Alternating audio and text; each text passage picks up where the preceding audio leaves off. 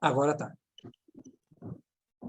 Então, por exemplo, se eu empreendo um estudo histórico sobre como as pessoas se relacionavam com a propriedade no tempo do Império Romano, na Idade Média, na virada da Idade Média para a Idade Moderna,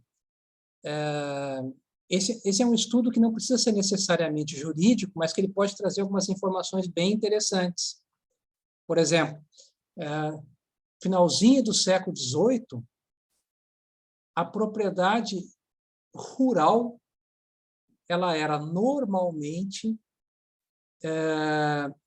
subdividida em vários direitos de propriedade pertencentes a diferentes titulares. Então, o senhor feudal tinha algumas prerrogativas, o rei tinha algumas prerrogativas, os senhores feudais de rangos de extração menor também tinham algumas prerrogativas, todas elas sobre a mesma área.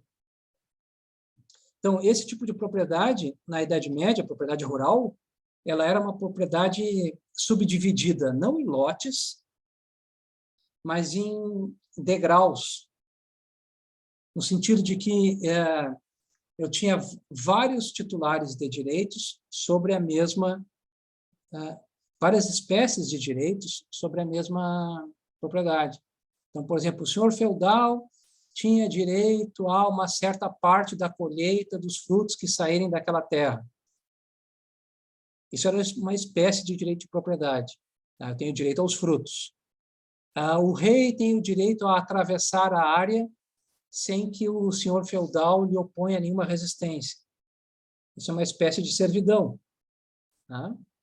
Então, tem um autor italiano, historiador do direito, que diz que se chama Paolo Grossi, que ele diz que nessa época o direito de propriedade era como se fosse um mosaico. Mosaico é um vitral, uma obra de arte feita de vários pedaços. Então ele era composto, ele não era único, né? Quando foi criado o primeiro Código Civil moderno, que é o Código Napoleão de 1804, a principal inovação no campo do direito de propriedade foi a instituição da propriedade plena, da propriedade alodial. Quer dizer, cada área, cada lote, cada pedaço de terra teria apenas um proprietário, que exerceria ele mesmo plenamente todos os poderes sobre o bem. Então, na verdade, o Código de Napoleão foi o que extinguiu a propriedade num modelo medieval, em que havia uma sobreposição de vários direitos reais diferentes sobre o mesmo bem. Então, essa foi a principal inovação do Código de Napoleão, de 1804, sobre o direito de propriedade. Bom, mas isso é uma análise histórica. Uma análise filosófica seria o que justifica o direito de propriedade? Qual é o por que alguns bens são atribuídos a uma pessoa só, em detrimento de todas as outras? Eu tenho um artigo meu que está recomendado na bibliografia recomendada, em que eu faço uma análise filosófica do direito de propriedade. Quer dizer, diferentes teorias filosóficas justificaram a propriedade de forma diferente ao longo do tempo. Por exemplo, John Locke. John Locke é um filósofo do século XVII, que ele dizia o seguinte: Deus deu a natureza para todos. Todos têm a natureza. A terra, o sol, a água, etc. Só que ele deu para cada um de nós inteligência e capacidade física, que é nossa, que é própria, que é individual.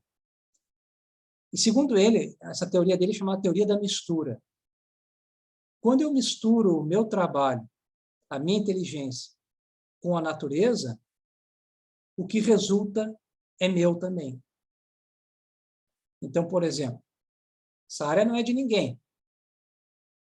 E eu começo a cultivá-la com a minha inteligência e com o meu esforço físico. O produto que sobrevier dela, na verdade, é uma extensão ou é uma decorrência das minhas próprias capacidades, que são minhas. Então, é meu. Entenderam? Então, essa é apenas uma das teorias filosóficas sobre a justificação da propriedade. Tá? Juridicamente, como é que eu vou estudar a propriedade? Juridicamente, eu vou estudar a propriedade a partir da forma como ela é regulamentada na ordem jurídica. Então, eu já dei um exemplo. Em 1804, o que Napoleão fez no primeiro Código Civil? Ele tornou todas as propriedades unificadas. Ele unificou todas as propriedades. Então, na verdade, eu não tenho mais uma propriedade que é compartilhada por várias pessoas. O senhor feudal, o servo, o cavaleiro, o rei, nada disso. Eu tenho o senhor proprietário, que é o dono da área integralmente, com todos os seus poderes. Tá? E uma quarta forma de analisar a propriedade é sob o ponto de vista da economia. Muito bem. A propriedade individual privada, sob o ponto de vista de produção de riqueza, ela é melhor do que se não houvesse propriedade privada? Ou a intervenção do Estado na propriedade, restringindo a propriedade, tá? ela produz mais riqueza ou menos riqueza? Tá? Essas são perguntas, gente, que não são nem um pouco inéditas. São perguntas que faz 200, 300 anos que a teoria econômica tenta responder. Tá? Qual é a medida de propriedade individual que é necessária e suficiente para que se haja desenvolvimento econômico, que as pessoas possam adquirir ou ter os bens que elas querem, né?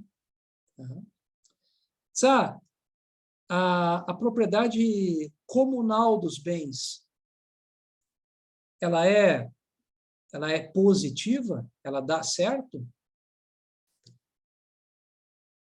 Teve uma economista também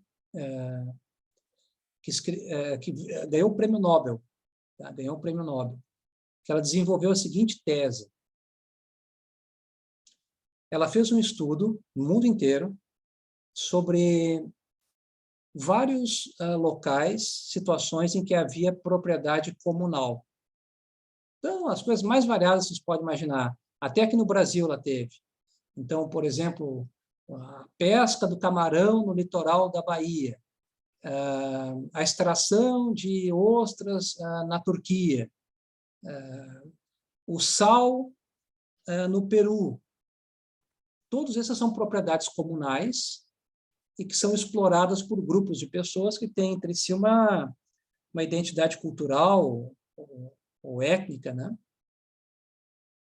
E essa economista, ela chegou a uma conclusão, que algumas propriedades comunais dão muito certo. Funcionam muito melhor do que se fossem propriedades individuais, uma do ladinho da outra, loteado. E outras dão muito errado. Outras resultam simplesmente no exaurimento de todos os recursos. Tá? Porque cada um quer tudo para si e chega num momento que não existe mais nada. Tá? Então, o que essa economista fez? Ela examinou quais eram as características das que davam certo. Tá? Então, eu acho que é um dos trabalhos mais interessantes que eu já li sobre propriedade e os efeitos econômicos da propriedade. Tá? Então, por exemplo, na Turquia, por causa da regulamentação dessa propriedade comunal, aconteceu que praticamente foram esgotadas os recursos naturais, porque cada um queria pegar mais para si. sem se dar conta de que se todo mundo pescar no mesmo dia, na mesma hora, o que vai acontecer é a supressão de uma espécie. Não tem, é inevitável, entendeu? Se todo mundo pensar só em si e suprimir todas as espécies que estão ali disponíveis, vai acabar essa propriedade comunal, né? Tá? Muito bem. Embora a propriedade tenha todas essas possibilidades de análise, a análise que a gente vai fazer é uma análise eminentemente jurídica. Tá? Porque nós estamos aqui na Faculdade de Direito, eventualmente eu vou fazer alguma menção a algum aspecto histórico, econômico, ou filosófico, mas a gente não pode também viajar muito, né? Porque o nosso tema é o direito, né? Tá tudo bem? Estão entendendo, gente? Tá claro? Tá? Estão pegando aí? Sim, professor. Então, tá.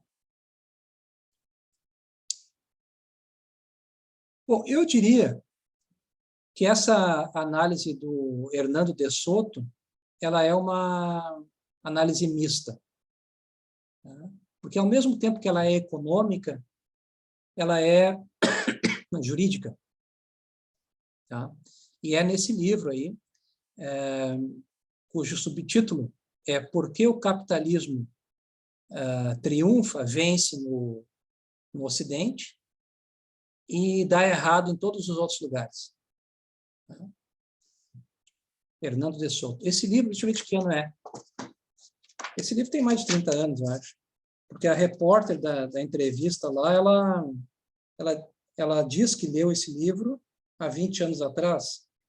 É de 2000. É de 2000 esse livro. Tá? Bom, qual é a tese desse cara? Ele diz assim, ó, que nos países de terceiro mundo existem vastas áreas, sobretudo ao redor das cidades, das grandes cidades, e ele estuda Lima, Manila, nas Filipinas, a cidade do Cairo, Mumbai, na Índia. Então, o que ele faz? Ele analisa a forma como essas cidades são ocupadas na periferia. E na periferia, na favela, genericamente falando, ele se depara com propriedades que não são registradas. O que tu tem ali é um acúmulo de posses não registradas. Tá? Então, ele pega, por exemplo, o mapa de Lima e ele desenha ali, Lima, capital do Peru, tá? Toda a área que é ocupada por favela.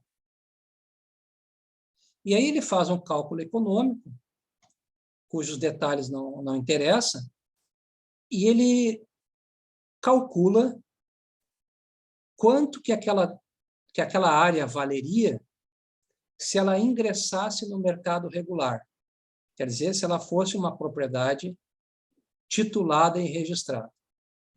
E ele fez isso nessas grandes metrópoles do terceiro mundo, né? Mumbai, Manila, Lima, cidade do Cairo também.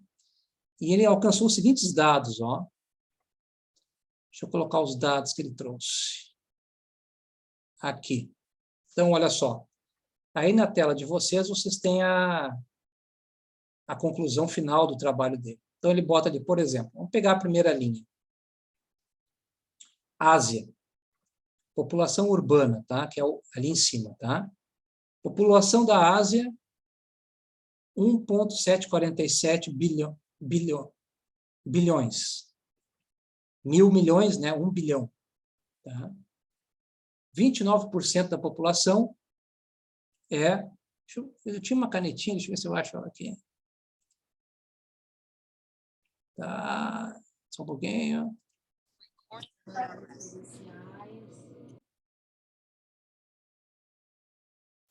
Perdi a embocadura para usar isso aqui. Tá aqui, ó. 29% da população asiática é urbana. Isso representa 500 milhões de pessoas. Isso aqui é de 97, tá, gente? Isso aqui já deve estar quase dobrado já, né? A Ásia, você sabe como é que é. Habitações urbanas. Dwellings é habitações, tá? É casa, qualquer tipo de casa. Dwellings. 101 milhões. 101 milhões de habitações urbanas.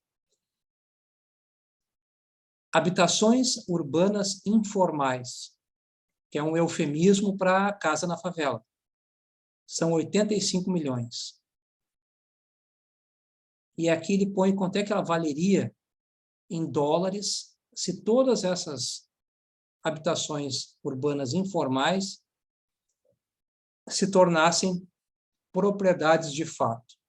E aqui ele chega a essa cifra de 1,5 trilhões de dólares, que é uma dinheirama, tá, gente? É bastante dinheiro. Tá?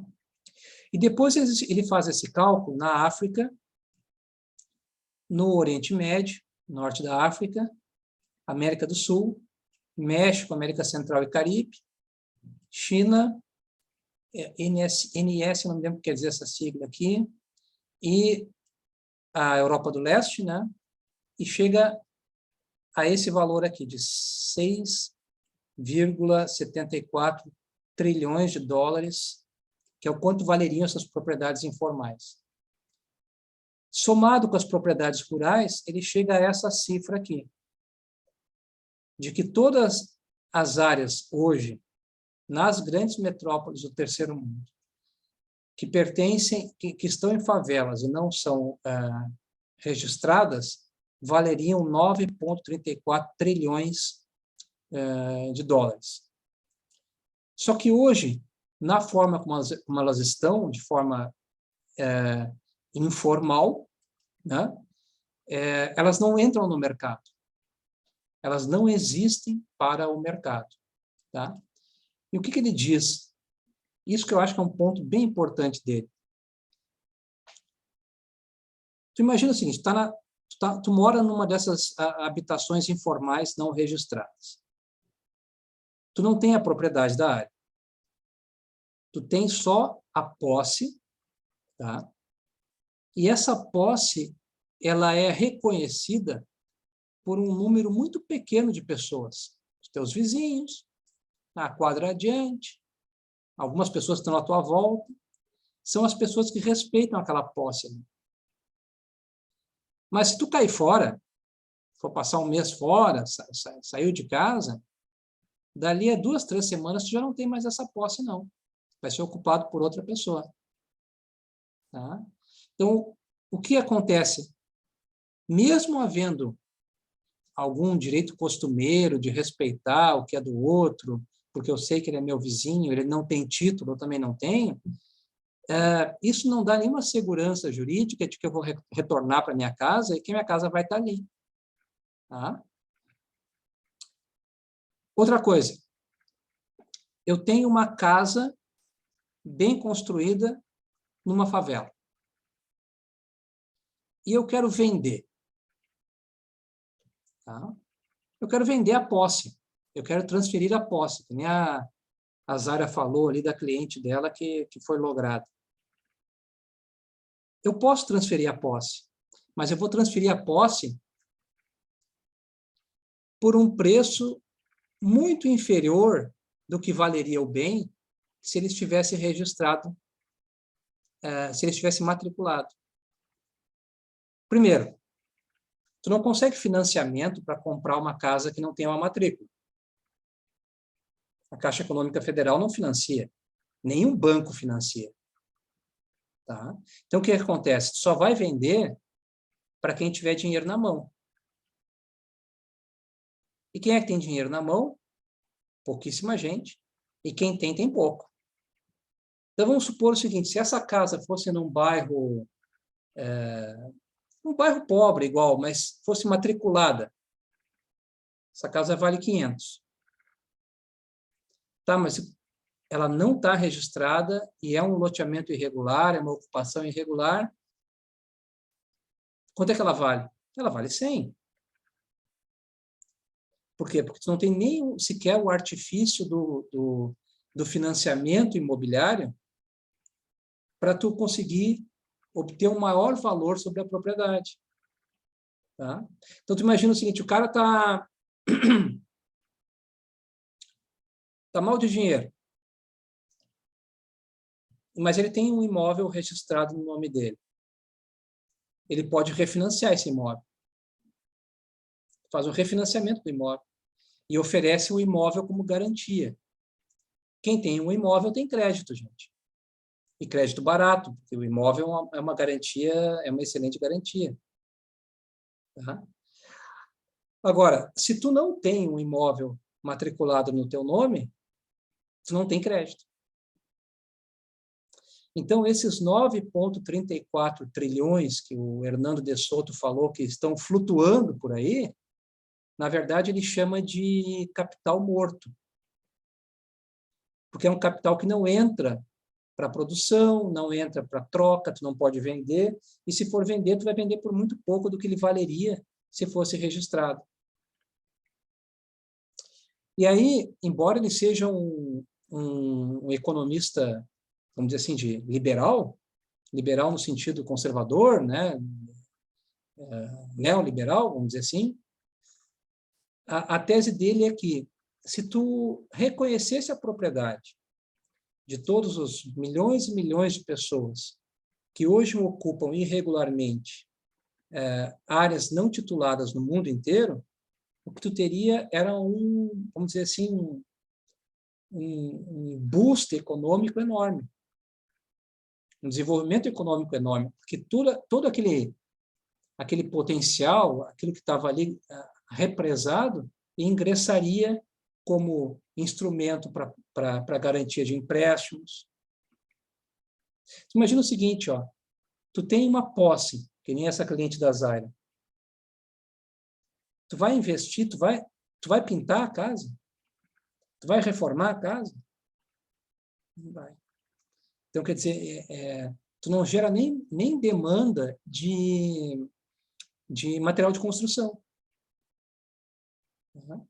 Então, no Brasil, houve algumas legislações nos últimos anos procurando atribuir, reconhecer a propriedade a ocupações irregulares, né? E a consequência é essa, as pessoas passam a investir mais nas suas casas. Compra tijolo, compra cimento, compra tinta, que não faria se permanecesse com a propriedade informal. Né? Então, assim, ó, deixa eu só mostrar uma outra tela aqui do Hernando de Soto. Eu acho que nessa questão da posse, existem outros critérios que às vezes influenciam. Quando tu falaste de Lima, por exemplo, Lima é uma cidade que eu conheci, a primeira coisa que me chamou a atenção em Lima é que Lima não chove, nunca. Jamais chove em Lima. E as casas nessas áreas, vamos dizer assim, marginais da capital, exatamente, Edson. As casas não têm telhado e as casas não têm acabamento. Por que não tem acabamento? Porque o IPTU, né, o equivalente ao IPTU deles só é pago quando termina a casa. Então, as pessoas não terminam a casa para continuar sem precisar pagar o imposto. Então, isso é uma repercussão da regra jurídica sobre a forma como as pessoas vivem. Sim, então, por isso que eu me lembrei, né, que nesse critério da regularização, do que seria o melhor, né, do ponto de vista econômico e do ponto de vista organizacional mesmo, e até mesmo do ponto de vista da segurança do proprietário, existem outros critérios que entram em jogo, que são das leis municipais, dos costumes das pessoas, que acabam impedindo que as pessoas se deem conta do quanto elas estão perdendo efetivamente. Na aula, Zaira, sobre o espaço e a cidade, a gente vai ver qual é a repercussão que isso tem também sobre o valor das propriedades, essa regulamentação que tu falou. Tá? Então, olha só, aqui na tela, ó, vocês têm... né, professor? Oi? Também existe Mas, em verdade, né, aqui em Porto Alegre, o IPTU pode ser cobrado independente da titularidade. E isso, assim, foi feito há pouco tempo, mas até para tirar isso que a Zaira falou, né? Tem gente que não regulariza porque acha que vai ter que pagar IPTU, e ele é desmembrado, ele não tem uma coisa a ver com a outra. Sim. Então, olha só, gente, aqui na telinha de vocês está o cálculo que o Hernando de Soto fez em Lima. Tá? Isso aqui ele chama de capital morto, ó. Dead capital. O que é capital morto? São todas as propriedades irregulares que existem na região urbana de Lima, na verdade aqui do país inteiro, do Peru, né? E na região rural do Peru. Tá? Então, aqui diz assim, ó, que vamos ver esse gráfico em pizza aqui embaixo. Na região urbana, 47% apenas da propriedade é formal. E na região rural, apenas 19% é formal. Tá? Daí tu chega aqui, ó, para ele ilustrar quanto é que é 74 bilhões de dólares, isso em 1997, tá, gente? Já 25 anos atrás. É 2 vezes, por exemplo, que o valor total das companhias registradas na Bolsa peruana. 2 vezes o patrimônio das 1.000 maiores empresas peruanas. 8 vezes o valor de todos os depósitos em bancos comerciais no Peru em 1995. Então, na verdade, em termos relativos, é uma dinheirama que não acaba mais. Então, quer dizer, as propriedades informais na periferia das grandes cidades do terceiro mundo. Tá? Então, por exemplo, a Venezuela fez um programa de titulação. Atribuir o título às pessoas que ocupam irregularmente. Mas qual é o problema na Venezuela? Um dos, né, dentre os vários. Um deles é que eles atribuíram o bem, mas não permitem a alienação do bem. Ele é inalienável. Bom, se ele é inalienável, ele não pode ser dado em garantia. Se ele é inalienável, eu não vou investir para posteriormente vender. Então, a consequência é que tu entrega um título que é praticamente para a pessoa colocar na parede como se fosse um diploma sem utilidade. Mas aquilo não ingressa no mercado porque, quando a Venezuela atribuiu o título, eles não permitiram que o bem fosse alienado. Se ele não pode ser alienado, ele não pode ser dado em garantia, no empréstimo, para tu vender ou para tu fazer um financiamento, ou refinanciar o bem. Tá? Certo? Deixa eu ver um pouquinho mais adiante.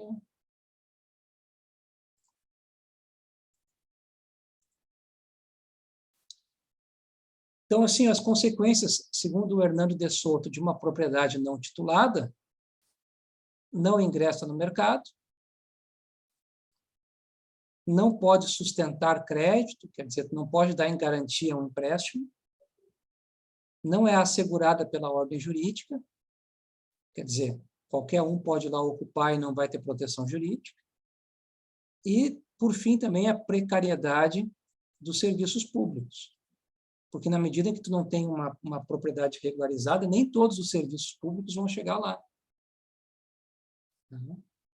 Vão exigir titulação para instalar água, energia elétrica, esgoto. É como se não existissem.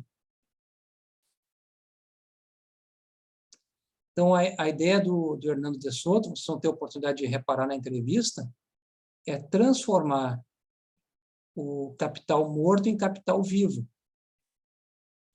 pela incorporação ao sistema jurídico.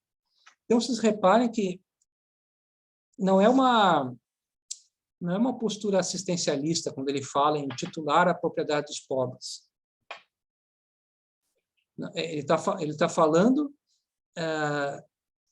no interesse da mais estrita ordem capitalista, da mais estrita ordem econômica ocidental.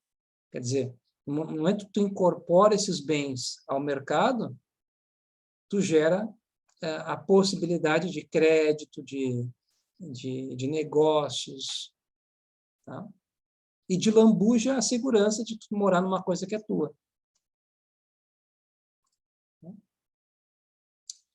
Muito bem, vamos em frente.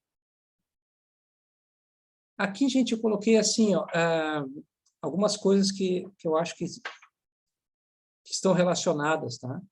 Essa questão da inalienabilidade, do exemplo venezuelano, eu acho que é importantíssimo. Se tu não pode alienar, é como se o bem não fosse teu. E essa questão paralela aqui, que é a possibilidade de usucapir bens públicos. Muitas das áreas ocupadas no terceiro mundo e no Brasil em particular são bens públicos. E bens públicos no Brasil, eles são insuscetíveis de usucapião, são inusucapíveis. A pergunta é se isso ainda se justifica, né? Tu não poder usucapiar um bem público. Claro que tu pode ter algum exagero em que uma empresa ou uma pessoa que já tem posses resolve fazer grilagem de terras públicas. Quer dizer, a grilagem, você sabe, no norte do país, é aquele negócio de ocupar as terras públicas como se fosse tua. Mas, na verdade, a grande maioria das terras públicas que são ocupadas por terceiros no país estão na mão de pessoas pobres, pessoas que têm necessidade. Tá? Deixa eu ver, entrou uma mensagenzinha aqui. Vamos ver se os terrenos... Tu estava comentando, né, Edson, dos terrenos de marinha, né? O terreno de marinha é uma espécie de usufruto. Porque a propriedade do terreno da marinha, ela é da União. Quer dizer, o direito real é da União. O que tu tens é a propriedade de usar, fruir, alienar e transmitir esse bem. Então, tu pode testar um terreno de marinha. Ele entra no teu testamento. Vamos dizer, o direito real que tu tem sobre um terreno de marinha, ele é disponível. Tanto que tu pode alienar. Só que, como ele não é tua propriedade, tu tem o dever de pagar o cânon e o fideicomisso a cada transferência e depois uma parcela anual. Cânon e fideicomisso é o que a gente usa na enfiteuse. O terreno de marinha, eles têm outra terminologia que agora me fugiu. Tu paga uma prestação, enfiteuse, exatamente. Mas o terreno de marinha é uma espécie de enfiteuse. Um tipo de enfiteuse em que o proprietário enfitêutico é a União. Tá? Muito bem, gente. Arrendamento enfitêutico, exatamente. Muito bem, gente. Era isso que eu tinha planejado para hoje. Como complementação a essa aula, eu gostaria que vocês assistissem essa entrevista que eu vou postar no AVA, do Hernando de Soto. Tá? O Hernando de Soto, ele também produziu um documentário que se chama... Era um documentário... me lembrei. Era um documentário sobre a Primavera Árabe, tá? Quando houve aquelas revoluções lá nos países árabes, agora uns 3, 4 anos atrás. O nome do documentário se chama Unlikely Heroes. Unlikely Heroes. Tá? Unlikely Heroes. Ele não tem legendas em português, mas eu acho que tem aquela funcionalidade no YouTube que sai a legenda em inglês ou tradução simultânea, não sei, tá? Mas de qualquer forma ele é um documentário que foi feito que ele produziu nem foi para o público da América Latina, foi para o mundo, né? Então, ele fez em inglês. E ele mostra que boa parte da revolta que os árabes tiveram nesse período estava relacionada com a insegurança jurídica para tu registrar propriedades e montar negócios. Ele fala sobre a dificuldade de tu abrir um negócio um país árabe, quantos anos leva, etc, etc, etc. Também fala sobre a questão da propriedade não titulada. Então, tanto a entrevista quanto esse documentário são muito bons e fazem sentido. Tá? Fazem sentido. Tá? Então, tá, gente, passei um pouquinho do que eu queria falar. Eu vou ter que resolver esse negócio da internet aí, porque ficou travado, né? Estamos com um limite de 40 minutos, mas eu vou descobrir o que aconteceu em seguida. Muito bom ver vocês aí de novo, me aguentando pela 10ª vez. Eu acho que o Edson, acho que é a 20ª vez que é meu aluno, né? As gurias também, e o Adriano também. E semana que vem, então, gente, eu vou dedicar a aula a fazer um exame de uma escritura pública de compra e venda e de uma matrícula de um imóvel. Tudo que você sempre quis saber e nunca teve coragem de perguntar. Tá bem? Então tá. Boa noite para vocês. Até logo. Eu queria sugerir que alguém que tivesse habilidade fizesse o grupo do WhatsApp, que eu acho que ajuda bastante a gente. Bruna, assume essa bronca aí. Bruna Quadros. Pode deixar, professor. Tá, daí tu me acrescenta o número, tá? Tudo bem. Uhum. Então tá. Boa noite, gente. Até Boa noite. Boa noite, Voltaire. Boa aula. Boa noite, professor. Carnaval aí, tá no apronto.